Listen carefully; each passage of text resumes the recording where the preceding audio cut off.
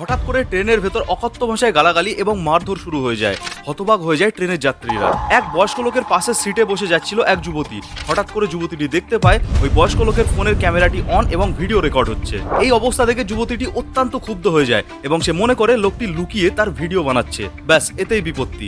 অত্যন্ত ক্ষুব্ধ হয়ে কোনো কিছু না ভেবেই বয়স্ক লোকটিকে থাপ্পড়ের ওপর থাপ্পড় মারতে থাকে ওই যুবতী। তার ভিডিও বানানো হয়। সেখানে থাকা সব যাত্রীরা দৌড়ে আসে এবং এই বয়স্ক লোকটিকে জেরা করতে থাকে। পরে অবশ্যই লোকটিকে জিআরপির কাছেও নিয়ে যাওয়া হয়। খোঁজ নিয়ে জানা যায় ওই বয়স্ক লোকটির নাম মফিকুল ইসলাম।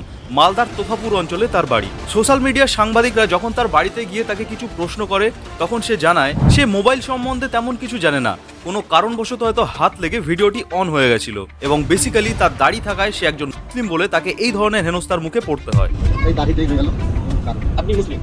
একই সাথে সেই ট্রেনে আসা অন্য যাত্রীদেরকেও যখন সাংবাদিকরা প্রশ্ন করে তখন তারা বলে তেমন কিছুই হয়নি, হয়তো কোনো কারণে ভিডিওটি অন হয়ে গেছিল এবং সেই ভিডিওতে ওই মহিলার একটা হাত ছাড়া অন্য কিছুই আর রেকর্ড হয়নি। তার কি ভিডিও এসেছে ক্যামেরায়? না, একটু হাত এসছে, অল্প।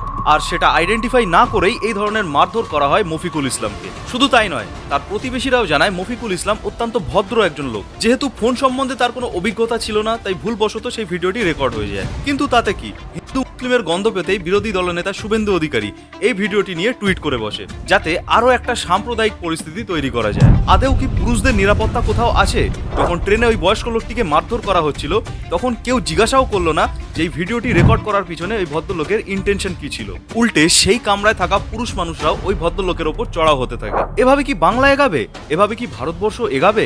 শিক্ষিত হয়েও কি আমরা হিন্দু মুসলিম নিয়ে মূর্খামি করতে থাকবো? এখানে যদি আপনি বা আপনার পরিবারের কেউ থাকতো তাহলে কি করতেন? উত্তরটা কমেন্টে দিয়ে যাবেন। আরো অনেক কিছু জানার জন্য সাবস্ক্রাইব করুন।